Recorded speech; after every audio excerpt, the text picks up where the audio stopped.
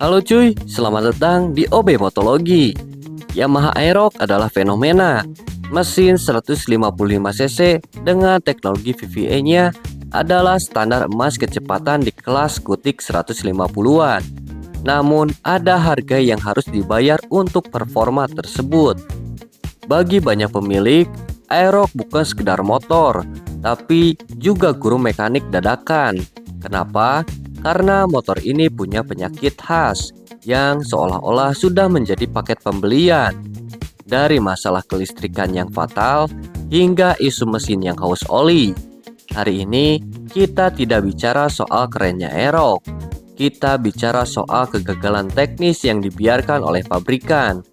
Mari kita bedah anomalinya. Masalah paling legendaris yaitu kode 12. Motor tiba-tiba mati, muncul kode 12 di layar, dan motor tidak bisa di-starter. Secara teknis, ini bukan soal sensor yang rusak, tapi soal hambatan listrik atau resisten. Soket penghubung antara spool dan SGCU pada Aerox memiliki desain yang rentan. Arus listrik yang mengalir dari sistem pengisian sangat besar.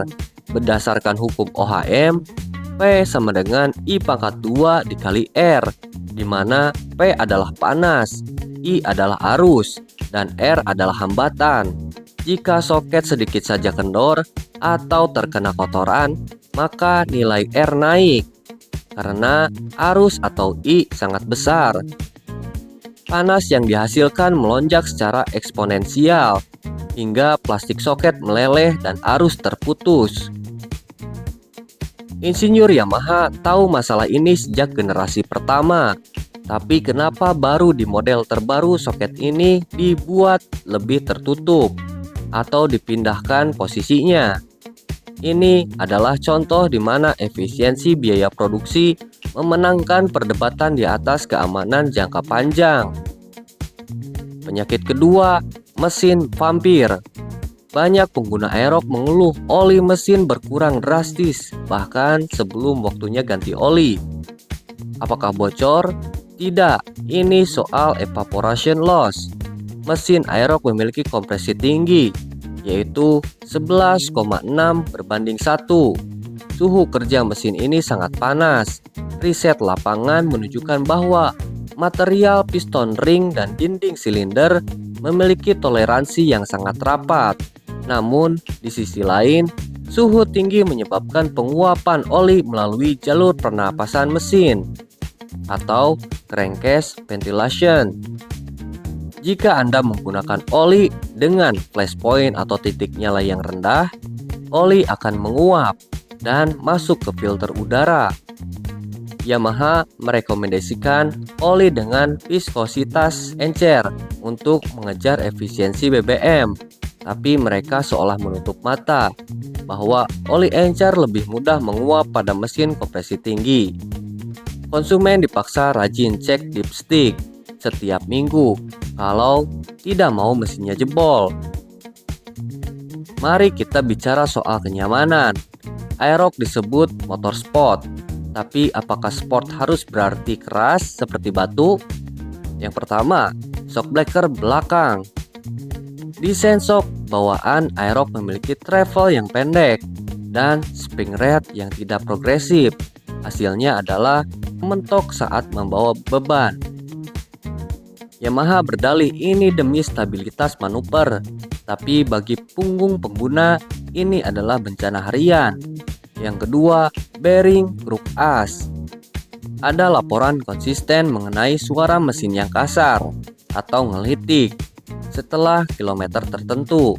Masalahnya sering ditemukan pada bearing kruk as yang kualitasnya dipertanyakan untuk menahan beban mesin VVA yang sangat responsif. Sekali lagi, kita melihat adanya degradasi kualitas material di balik casing plastik yang tajam. Pertanyaan besarnya, kenapa penyakit ini tetap ada? Ada 3 alasan teknis dan bisnis. Yang pertama, cost versus benefit. Memperbaiki seluruh sistem kelistrikan atau mengganti vendor material mesin membutuhkan investasi jutaan dolar. Selama angka penjualan Aerox tetap tinggi, pabrikan merasa masalah ini bisa ditoleransi oleh pasar. Yang kedua, secara tidak langsung, adanya komponen yang punya masa pakai terbatas membuat bisnis suku cadang tetap hidup. Yang ketiga, market priority. Aerox didesain untuk performa jangka pendek yang memikat anak muda di showroom. Durabilitas 10 tahun, bukan lagi prioritas utama di era skutik pakai buang seperti sekarang. Yamaha Aerox adalah motor yang luar biasa kencang, tapi secara teknis dia manja. Membeli motor ini berarti Anda setuju dengan melakukan intervensi teknis yang seharusnya dilakukan oleh pabrik.